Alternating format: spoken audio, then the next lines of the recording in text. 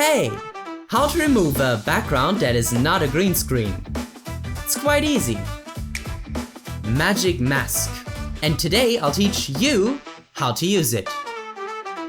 First of all, Magic Mask is only available in the paid version of Davinci Resolve. I'm using version 19 of Davinci Resolve because for some reason version 20 doesn't work on my device, but this tutorial also works for the newest version. I've posted a link in the description and pinned comment where you can download this exact video to easily follow along with the tutorial. Here we have a lot of movement to really test the capabilities of the Magic Mask. Go to the color page and open the Notes tab if it's not yet opened. Click on the Magic Mask icon. Choose a frame where you can see a big part of your subject with a lot of movement. Like this is a very good frame.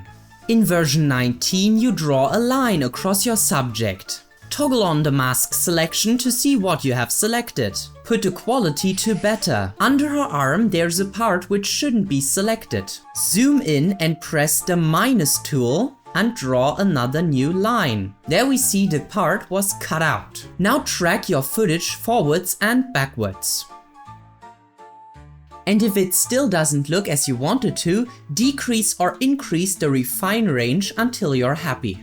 In Davinci Resolve 20, so Magic Mask version 2, you would put points where you see fit until your whole subject is selected and easily tracked throughout the video.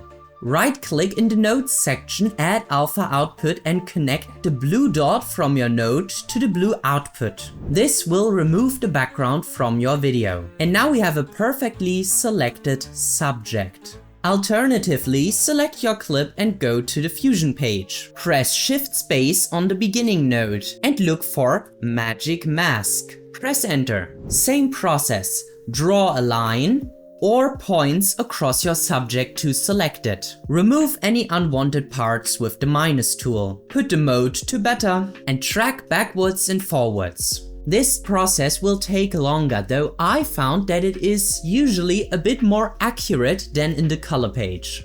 And probably the biggest selling point of this method is that you do not have to redo the tracking when you do changes to your clip in the timeline. Why would you even have to redo everything from trackers to Magic Mask, literally everything in the color page, just because you tweaked the position by 1 pixel? Stay hyped for next week's video, the inner workings of Davinci Resolve or something like that, where we are going to explore how Davinci Resolve works behind the scenes. For now, thanks, and like and subscribe maybe please, thank you.